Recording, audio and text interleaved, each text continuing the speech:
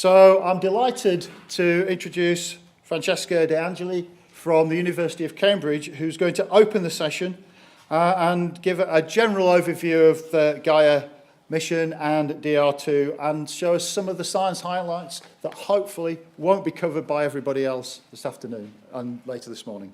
Thank you. Okay. Well, thank you, Martin, first of all, for inviting me to this discussion meeting. Well, my name is Francesca De Angeli, and I've been involved in the Gaia project since 2005, so I was privileged to be there quite early on.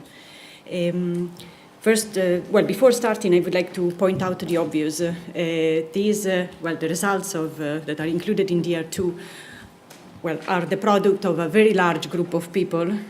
Just in the photometric data, about 50 people around Europe are involved, but if you count all the different products that are included in the catalog, well, you come to a list to a few hundred people. So the credits are all for this very large group of people that have been involved in the project from early on. This is a poster that was produced by ESA at the time of DR2. I think it is, nice to convey the message of the impact of the catalog in the astronomical community. As you can see, the catalog contains and touches upon many different aspects of astronomy. We go from astrometry with positions, proper motions, and parallaxes, to luminosities in 3 different bands, and therefore also color information for many of the sources.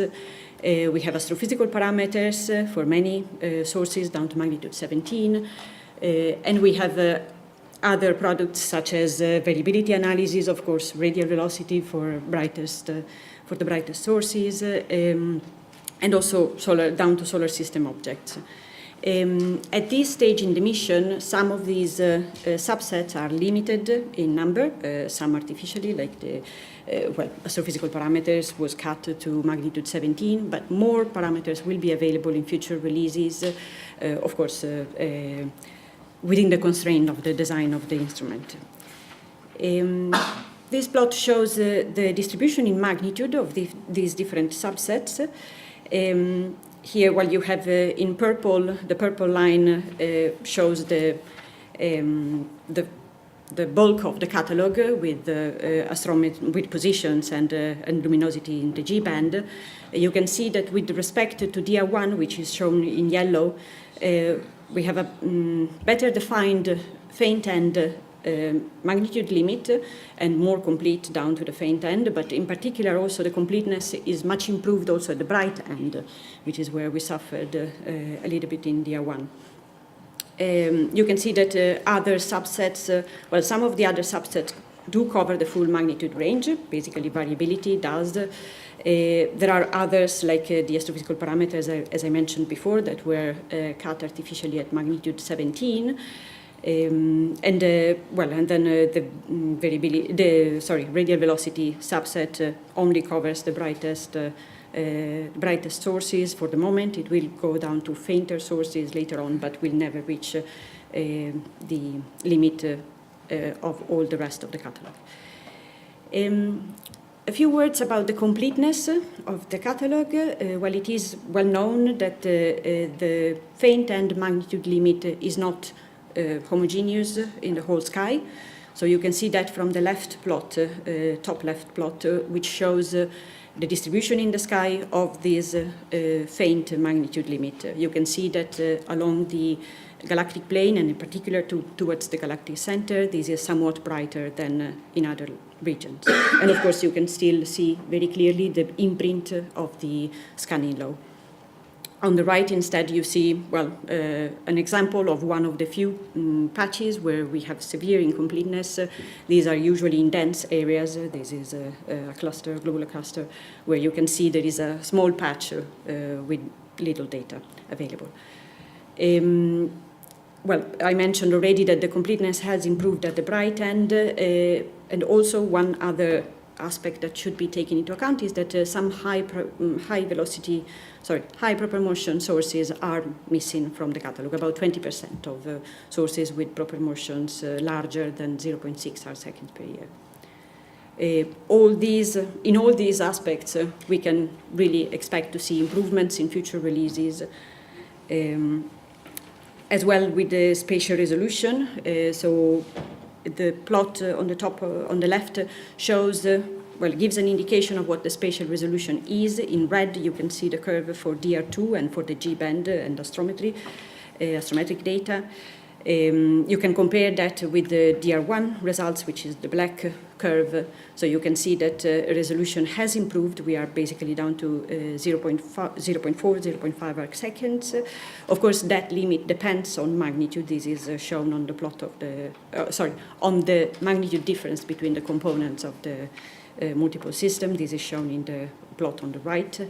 The resolution is somewhat lower for the BP and RP data, which is shown with the blue dashed curve. That's because BP and RP, the blue and red photometers, have longer windows, and we know that there we need a careful treatment of the crowding and contamination in those windows, which was not done for DR2. This again is an aspect that will improve with future releases. Focusing now on the astrometry, the astrometric data. The two plots on the top of the page show the distribution of the uncertainties for DR2 in the red dots. So the red dots show what the latest catalog uncertainties are. They are compared with the nominal 5-year performances, the expected 5-year performances, which are the blue curve, and with the DR1 results, which are shown in the shaded distribution. You can see that for the parallaxes, which are on the left, we are already very close to the nominal performances for magnitudes below 13, 14. For brighter sources instead, the results are still limited by the calibration errors. So we'll improve in the future with improvement of the models and our calibration procedures. If you look at the proper motion uncertainties on the right, you can see that comparing them with DR1, there are some sources that had actually better results in DR1. This is because for the DR1 catalog took advantage of the measurements from the Tycho 2 catalog, and in particular from the Hipparcos latest reduction. And those are those sources, that cloud of sources that you can see there that had really high precision proper motions in DR1. With DR2, we have only relied on Gaia data, so of course the time range covered is lower, but the final results are expected, the final results at the end of the mission are expected to improve significantly on what we have at the moment. I should also point out that there have, it is known that there are some spatial correlations on the scale of a few degrees. This is shown in the bottom plot, which shows an area around the LMC region, where you can see from the median parallax these correlations that I was talking about at the 10th of milliarc second level. All sources were treated as single stars in DR2 still. It has been measured that there is a parallax 0-point offset of about 0.03 milliarc second that depends on location, magnitude, and color. So, I mean, the correction should not be applied blindly to the data. I'll now move on to the photometry. I hope you won't mind me spending a little bit more time on the photometry just because it's my area of expertise. With respect to DR1, there was a big improvement in DR2 in terms of photometry because for the first time we also released photometry in the blue and red bands. These are bands that are generated by integrating basically the blue and red photometer low resolution spectra. So for the first time with DR2, one can just using the Gaia catalog create color information for the sources. For most of them, about 80% of the sources have the BP and RP information. What is important to notice is that the three bands are all calibrated homogeneously onto an internal reference system. This is the first step in the calibration, and we first do this internal calibration because there is at the moment no catalog that has a sufficient amount of data and with sufficient accuracy that can allow us to calibrate all the differential instrument features configuration onto the same system. So we rely only on Gaia data to do that, to create this average photometric system, internal photometric system, and then this is then tied onto the absolute photometric system using just a few spectrophotometric standards, and I will spend a few more words on this later. If we have a look at the precision of the G-band photometry, so, precisions in the mean photometry range from 0.3 to 10 millimagnitudes. These are, then of course you have to take into account that there are systematics at the 10 to 20 millimagnitude level. This plot shows the distribution of the magnitude errors versus magnitude for sources that have more or less 100 CCD transit observations. So 100 CCD transit observations means 10 field of view transits, and why we limit this plot to this data set is that this way we can compare with what would be our expectation from the instrument characteristics and design. The expectations here are shown with the green continuous line, but that assumes absolutely a perfect calibration, so no calibration error whatsoever, which we know is not the case at the moment. So the red line instead is, the same green line, but with the addition of a calibration error of about 2 millimagnitude pair on single CCD measurements. As you can see, that red line basically well reproduces the general trend of the data. However, you can also see that the real distribution of the errors deviates from that line in several locations, several magnitude ranges. Most of these are understood, and we are working on that. You can see that already with respect to DR1, which is shown in purple here. There has been a significant improvement in DR2, and we expect to have more improvements in the future. The reasons for these deviations are mostly due to saturation and different gating scheme applied at the bright end. At 13 and 16, we have different window geometry used for the observations, which also challenges the calibration process in the sense that there may be some inconsistencies between photometric system defined for different magnitude ranges, and this is where these increased uncertainties come from. At the faint end, the problem is probably entirely due to the increased background level, due to stray light and possibly to problems in the calibration of the background. If we look at the same plots for BP and RP, you can see there are much less features, but you can also see that the overall calibration error is larger.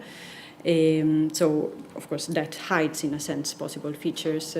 You can see that, again, at the faint end, there are some problems, and these are mostly, due to background issues that are affecting the longer windows in BP and RP, and possibly also contamination from nearby sources and blending of several sources within the window.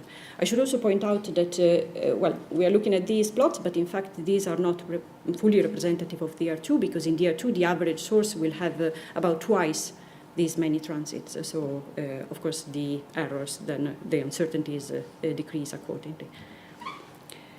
I've mentioned before the fact that we first create this internal reference system, and then we tie that to the absolute system using a set of spectrophotometric standard sources.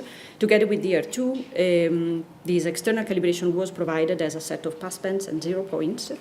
These were created taking also into account the information that was contained in the spectra themselves, so not only the integrated photometry, but the spectra as well were used for this, and was still relying on the first version of these spectrophotometric standards that was available at the time and was published, was prepared under the supervision of the leading role of Elena Pancino. Now, since the release, well, it was made clear from the release that the passbands are weakly constrained by the spectrophotometric standards, particularly in the red regime, just because there are no good red calibrators. There has been, since the release, other sets of passbands being published, the most recent one being Meitha, Pelanith, and Weiler, who used a different set of standards to calibrate. They used CalSpec and other HST data. So they had a few red sources available, which constrained the ERP band, probably better than what we had been able to do for DR2. Just a caveat, for the BP, they do provide two different passbands for faint and bright end. Now this has no physical meaning, obviously. I mean, if we had been successful in the creation of this internal homogeneous system, then this would not, there shouldn't be a need for two passbands. Now the fact that there is points, of course, to a problem, to some inconsistency probably for the bluest sources in the internal photometric system, which we need to tackle for the next release. Another thing that came out,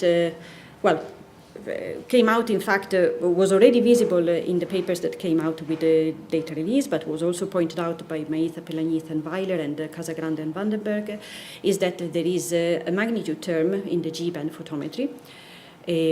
Now these, so you can see at the top the two plots that come from the papers that came out together with the DR2 release, where this magnitude term was visible, in particular the one by Arenou, the deepak validation of the data.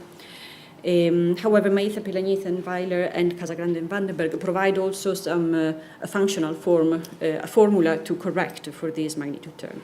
So I only wish to provide two pieces of advice to whoever who wants to use these formulas, and these are that, well, first of all, the formulas are tightly connected to the 0 points and passbands that were used by the authors. So they have to be used consistently. And also that, well, the magnitude term has been measured reliably, let's say, down to magnitude 16, but the formula should not be extrapolated further because there is really no information on these, because there are no high-quality standards below magnitude 16 at the moment.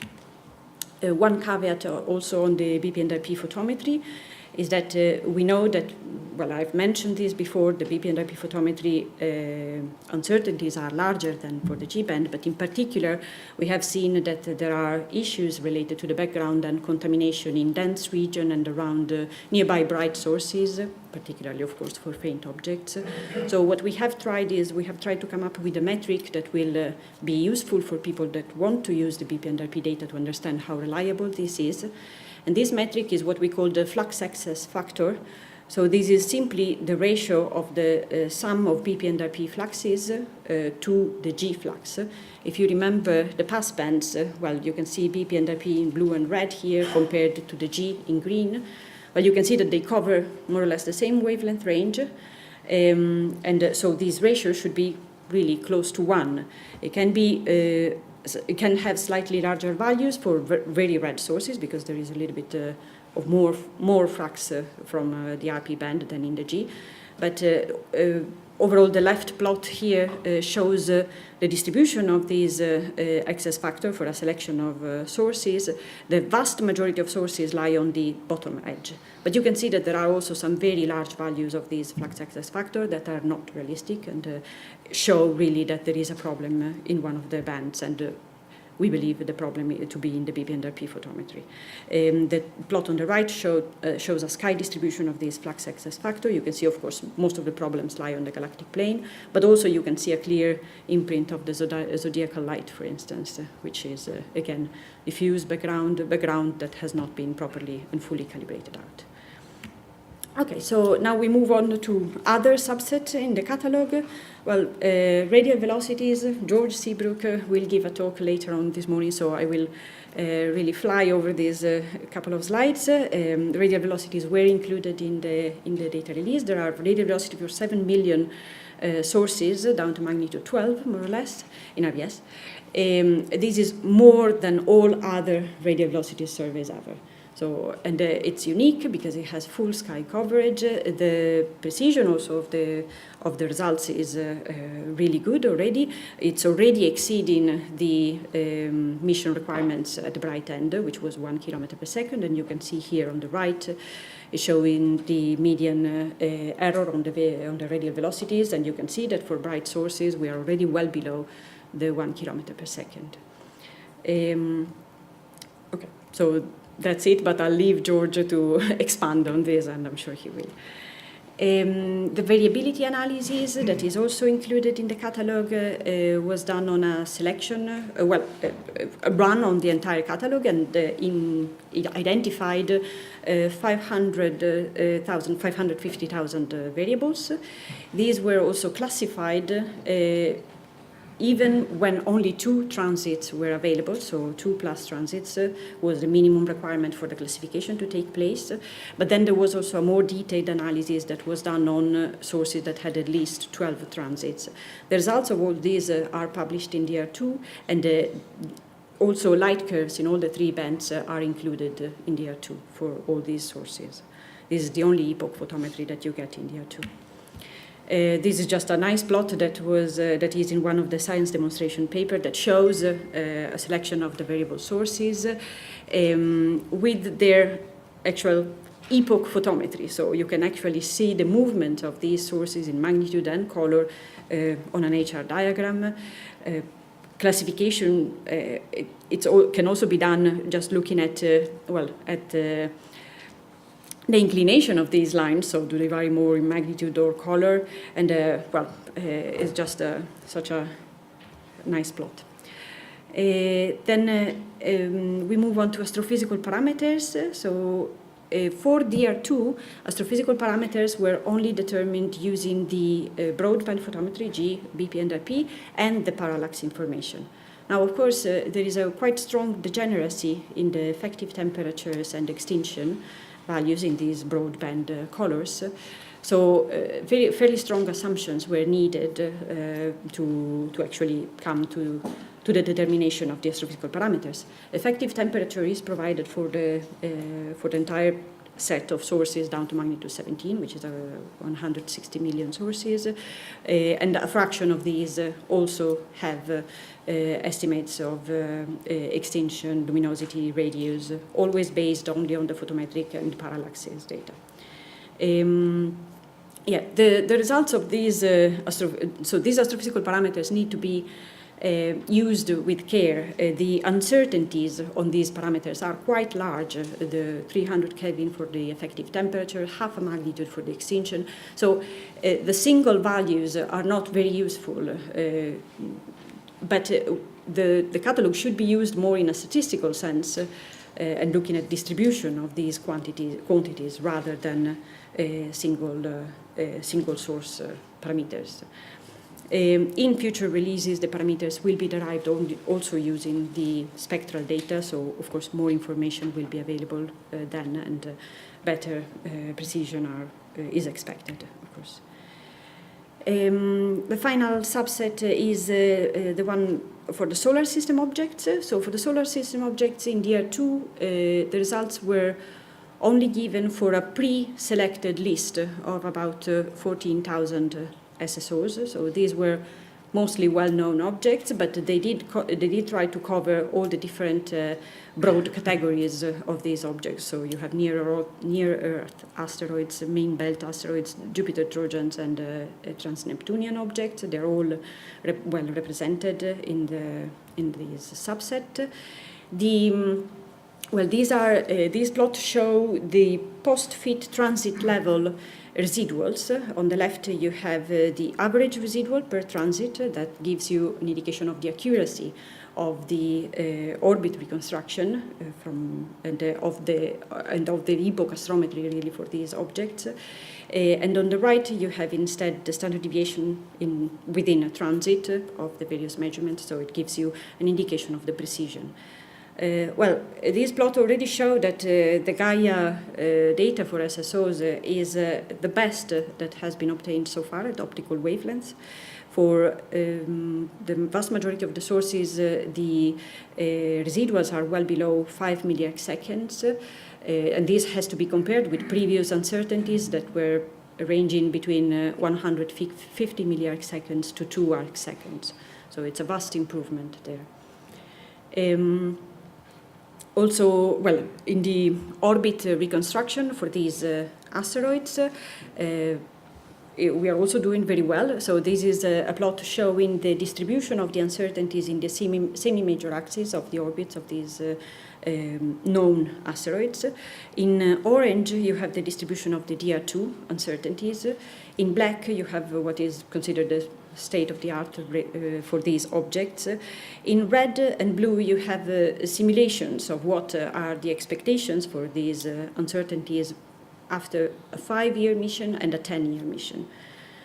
So, of course, we still have quite some way to go, but already we are already for about 350 objects. The uncertainties are already below what was available previously, which came from observations covering tens to hundreds of years for some of these well-known and well-studied objects. So it's already providing data that is competitive to state-of-the-art data. And of course, in future releases, we will not be using anymore a pre-selected catalog, so many more and less studied and even new objects will be included in the catalog. Okay, so I'll now move on to a few slides on more scientific topics, showing some of the science that has been done with the DR2 catalog. Well, I went through the program and I saw that many aspects and many areas of astronomy were covered by subsequent talks, so I stayed well clear from those, and I tried instead to focus on something that is a bit more familiar also to me, and that was not represented from the talks that will follow mine. Here I'm showing, so for instance, clusters were not mentioned by anybody in their titles, at least. So here they are. Here you have a couple of plots showing very nice HR diagrams of open clusters on the left and globular clusters on the right. The color coding is done by age for the open clusters and by metallicity for the globular clusters. Now, of course, for the globular cluster, the photometry is a bit more problematic, and of course completeness goes down in the center of many globular clusters, so this situation will improve in the future. But the fact of having the combination really of very good astrometry and homogeneous photometry for all of these clusters makes the data set, the catalog, so powerful in this kind of analysis, because you can do very accurate membership analysis, and also you can do fair comparisons of, for instance, HR diagrams and distribution of sources in magnitude and color for different clusters. Of course, comparisons also with the stellar models can be very useful. So here, for instance, I'm showing on the left a plot that comes from one of the Gaia collaboration papers, showing the color magnitude diagram for the Pleiades, the HR diagram for the Pleiades, with one of the parsec stellar models superimposed in red. You can see that, the agreement is very good. There are areas where the stellar models and the data deviates, like for instance, if you look at the faint end, there is first an area where the stellar model is a bit steeper than the data, around magnitude 10, and then fainter on is the data that becomes steeper than the stellar models. Now, of course, whenever you do such comparisons, you will you have to ask yourself who is right? Is it the data or is it the model? Or is the data that has some problems and therefore is the model that should be trusted? Well, in this case, for instance, we know that at the very faint end we do have problems with the color, so that final steepening of the data is likely to be due to an excess in the BP with respect to the RP. due to background and contamination. However, the previous part, where is the stellar models that are steeper, well, could instead be an indication of maybe, of the fact that some of the boundary conditions for the models, particularly at these faint masses, low masses, need to be revised, and that to match better the data that is now available. Of course, when you have sequences that are so narrow and so well defined, it's really a good tool for the validation of these models. You can see, for instance, a beautiful sequence on the plot on the right. Here you can see Hyades and Prasepe superimposed. So these are two clusters. Superimposed on each other. You can see, the main sequence is beautiful, and also you can see the scatter of binaries, double sources up to 0.7 magnitude above the main sequence. In terms of open clusters, there have been also attempts to create, to produce catalogs of new memberships and cluster parameters. So that I mentioned already, and including some new discoveries as well of open clusters. Related still with the models, with the stellar models, there has been also another nice discovery recently of a gap in the color magnitude distribution of M dwarfs, low mass sources here. The gap is really narrow. It's 0.07 in magnitude. It was never observed before because astrometry parallaxes, for M dwarfs, were available or in the very, very limited number and with quite low accuracies, whereas now with the Gaia data, the gap is quite clear. Already Zhao and Al that discovered it proposed that this might correspond to where to the transition from partially to fully convective structure of the sources of the M dwarfs, and this has also been confirmed by later studies that showed that indeed the stellar models already predicted this dip in the luminosity at that level due to mixing of helium-3 when the merge of the inner core and envelope convective zone take place. Final slide is on globular clusters. So I mentioned already that for globular cluster, the photometry has to be taken with care, and of course completeness is also affected by the density in those regions. However, these three plots that come from one of the science demonstration papers show three nice cases, and of three different things that could be seen in these plots, which are showing distribution of proper motions for three globular clusters in the radial direction and in the transverse direction or component. So the radial is here in blue and the transverse is in red.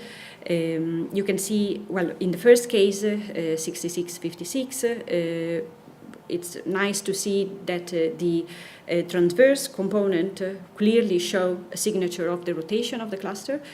So rotation has been measured from proper motion already, in 5 clusters already in our science demonstration paper, but later on in more in Bianchini et al. 2018. It's in these plots, the gray line shows what would be the expected trend of radial component of the radial component of proper motion from perspective contraction or expansion of the cluster. You can see that very clearly in the central panel, where the perspective contraction is quite large for this cluster, and it's very nicely reproduced by the data, by the blue, by the radial component of the proper motion.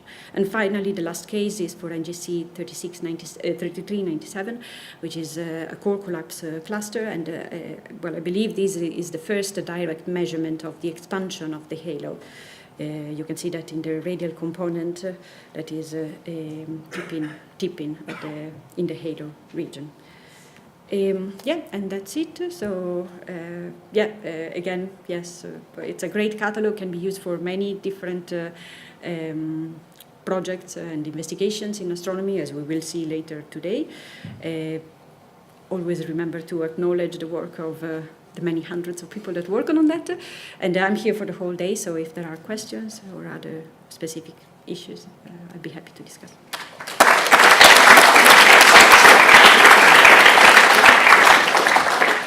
We've got time for a couple of questions. Yes. Before we do that, what I'd like to say is, can the next speaker come up and start connecting up to save a bit of time?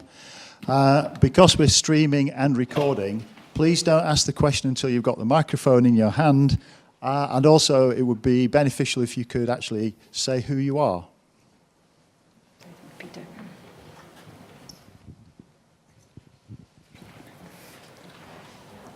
Thanks. Peter Allen, STFC Rutherford Appleton Laboratory. Hi, Francesca. Thanks for a lovely summary of where we are. You mentioned the challenges with getting really accurate photometry, particularly in the G broadband data. What hopes do you have of improving that in the future?